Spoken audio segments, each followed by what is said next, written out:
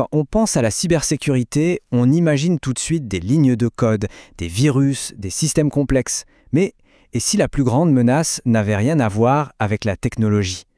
Alors franchement, c'est quoi le plus grand danger pour notre sécurité numérique? Est-ce que ce sont des logiciels malveillants, hyper sophistiqués, des hackers de génie cachés dans des pièces sombres? Eh bien, la réalité est à la fois beaucoup plus simple et beaucoup plus inquiétante. Et voilà la réponse. La faille de sécurité la plus exploitée, ce n'est pas un programme. C'est nous, c'est l'humain. C'est la psychologie, bien plus que la technologie, qui est la véritable porte d'entrée des attaquants. Ok, entrons dans le vif du sujet. On va commencer par explorer ça. Pourquoi les humains sont-ils devenus la cible numéro 1? On parle ici d'attaques qui ne visent pas les ordinateurs, non, mais bien les personnes qui sont assises devant. Ça porte un nom d'ailleurs, l'ingénierie sociale. Il faut oublier l'image du piratage de machines. Ici, on parle de piratage de l'esprit. L'objectif est simple en apparence, manipuler quelqu'un pour lui faire exactement ce que l'attaquant veut. Et ce qui est fou, c'est l'efficacité redoutable de cette méthode. Tenez-vous bien, d'après Kaspersky Lab, les attaques qui passent par les réseaux sociaux ont 10 fois plus de chances de réussir que les attaques techniques traditionnelles. 10 fois, c'est un chiffre qui fait vraiment réfléchir.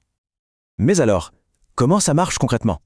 Les attaquants ne sont pas des magiciens, ce sont plutôt de fins psychologues qui savent très bien comment exploiter nos réflexes les plus humains. Leurs outils, les voici. Ce ne sont pas des logiciels, mais bien nos émotions les plus fondamentales.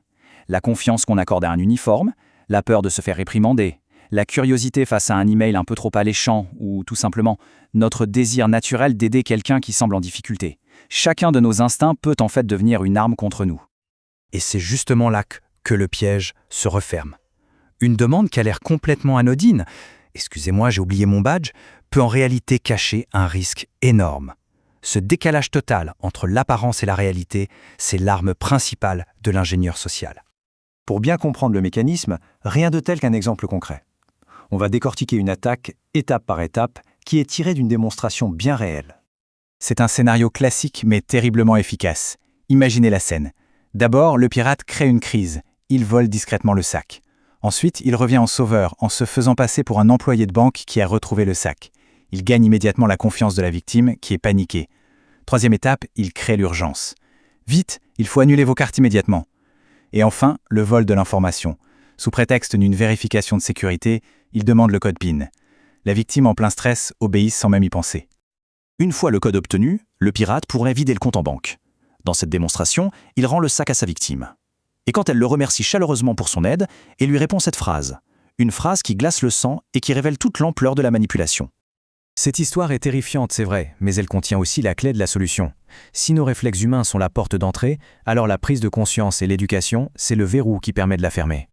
Bon, maintenant qu'on a vu le problème, la grande question c'est comment on se défend. Et là, il ne s'agit pas d'installer un antivirus, mais bien de construire son propre pare-feu, un pare-feu mental. Alors, soyons clairs tout de suite, la sécurité absolue, ça n'existe pas.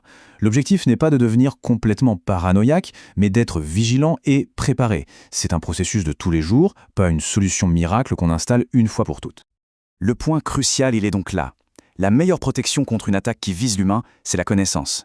Comprendre les tactiques des manipulateurs est la toute première et, de loin, la plus efficace des défenses. Alors, concrètement, quels sont les bons réflexes à avoir? En voici 5. Assez simple. 1. Toujours remettre en question ce qui est inattendu. 2. Vérifier l'identité de la personne par un autre moyen. 3. Ne jamais oublier que la moindre information personnelle a de la valeur. 4. Résister à l'urgence et à la pression. Et enfin 5, peut-être le plus important, ne pas avoir peur de dire non. Une simple pause pour réfléchir peut faire échouer la quasi-totalité de ces attaques. On va se quitter avec cette question en tête. Le but, évidemment, n'est pas de ne plus jamais aider personne. C'est simplement un rappel que dans notre monde, qu'il soit numérique ou physique, la vigilance est la forme la plus élémentaire de la protection. La confiance, ça se mérite.